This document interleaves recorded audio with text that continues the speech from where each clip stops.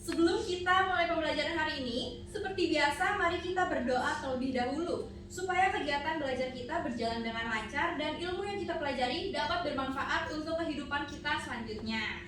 Doa dipersilakan.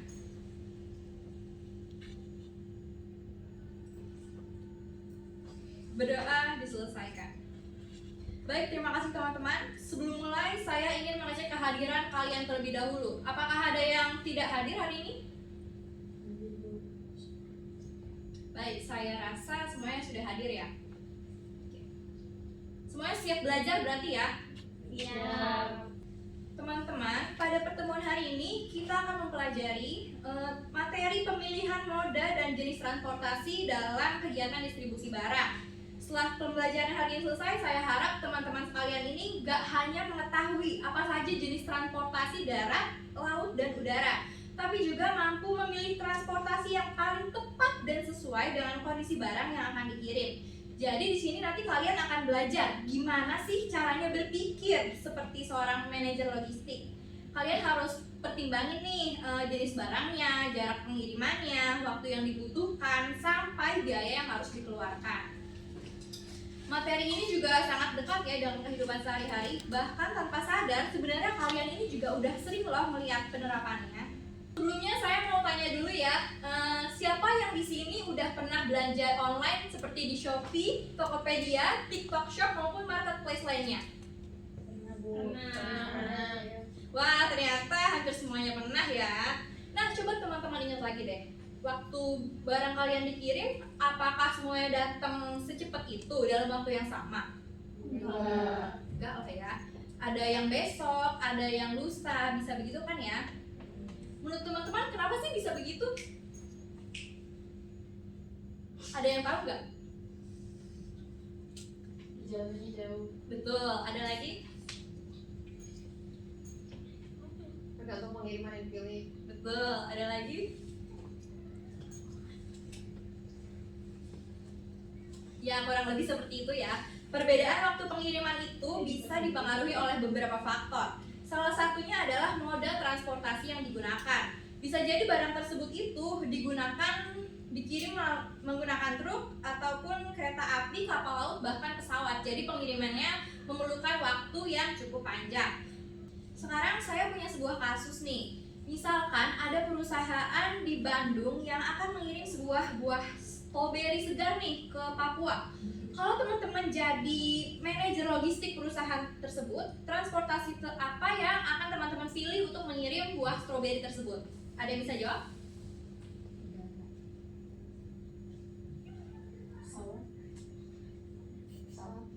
Ya, lalu?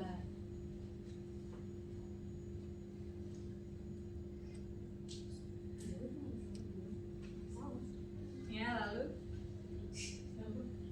Karena cepat rusak kalau buah itu.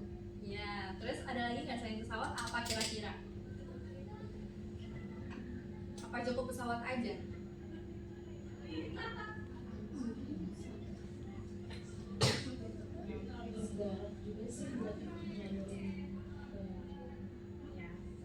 Jawabannya menarik banget nih. Nanti setelah kita belajar materi hari ini, kita akan tahu mana sih pilihan yang paling tepat beserta alasannya, seperti itu. Supaya teman-teman lebih mudah memahami materi hari ini, saya akan menampilkan sebuah video singkat tentang proses distribusi barang nih. Silakan teman-teman perhatikan ya video yang saya putar.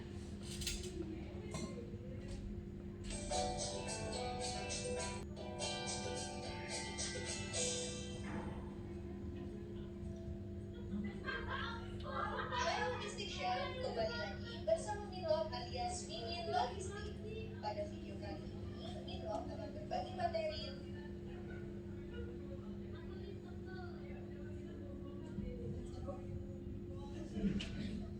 cukup lama, sehingga tidak cocok untuk pengiriman barang yang bersifat darurat atau barang-barang yang mudah rusak.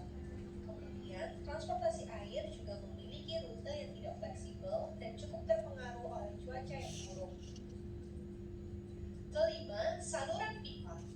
Saluran pipa merupakan salah satu moda transportasi yang dirancang untuk mendistribusikan produk-produk khusus seperti gas alam, minyak bumi, bahan kimia, dan air. Transportasi saluran pipa mampu beroperasi selama 24 jam, sehingga pendistribusiannya akan berjalan lancar. Transportasi ini juga dapat dipantau melalui komputer untuk mengontrol aliran produk yang sedang didistribusikan di dalam saluran pipa dan tidak terpengaruh oleh cuaca buruk.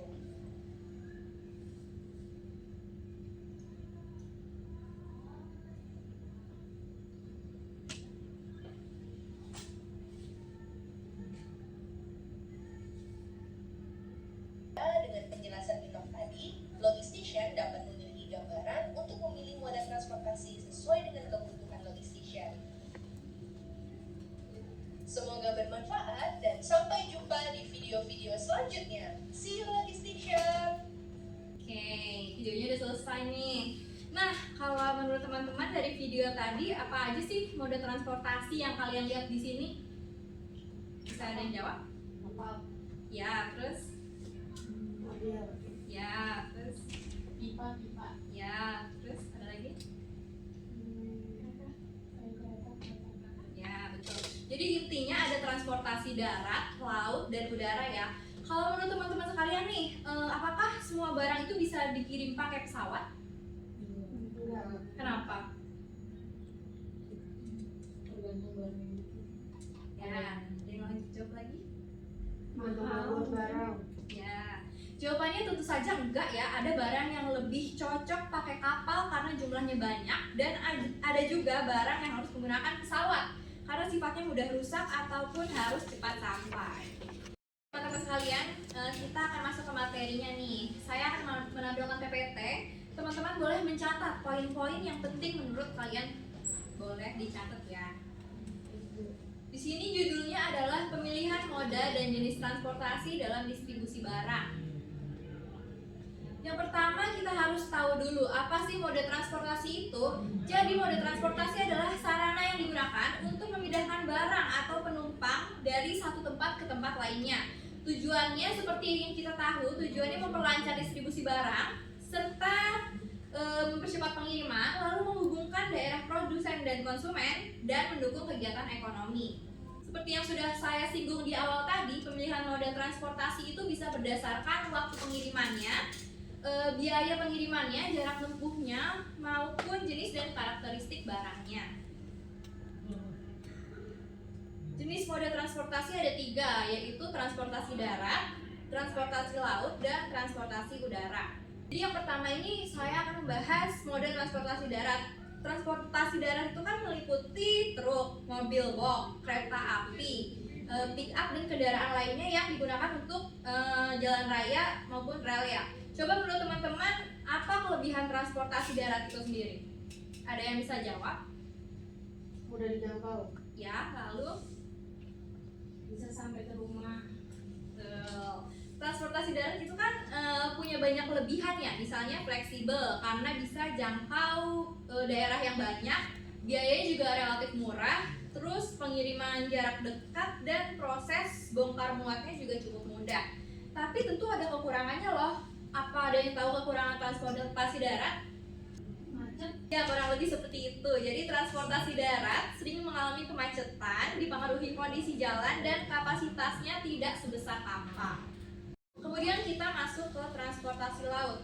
Biasanya moda transportasi ini digunakan buat ngirim barang yang jumlahnya sangat besar. Contohnya kayak kontainer ekspor impor, terus kendaraan, terus bahan bangunan atau bahan baku industri.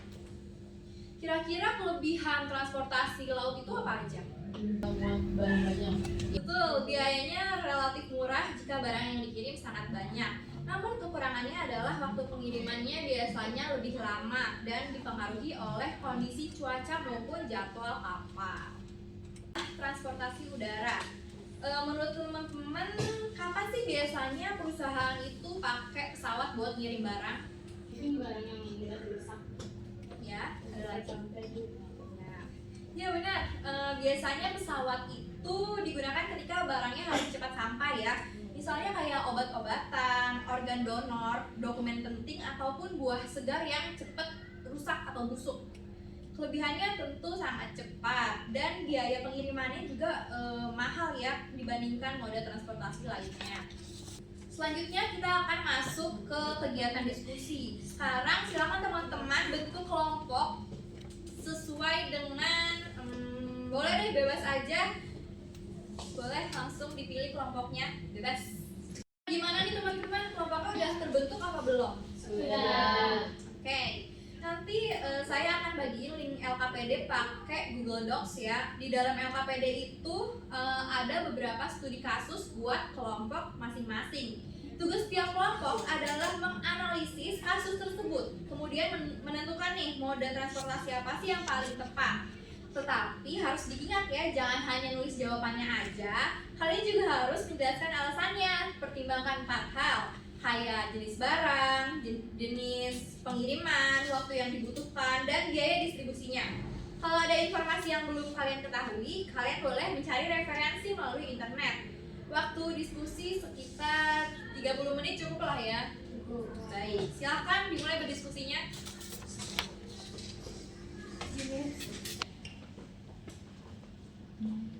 Gimana teman-teman? Udah ada gambarannya belum?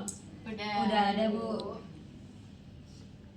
Itu kenapa kalian milih transportasi laut? Kita milih laut itu karena yang pertama itu mampu mengangkut muatan yang banyak ya Bu. Yang kedua itu pengirimannya lebih ekonomis. Terus yang ketiga bisa ngirim antar pulau Bu, yang jauh. Kalau barangnya cepat rusak nih, masih cocok nggak sih kalau pakai kapal? Kurang cocok Bu.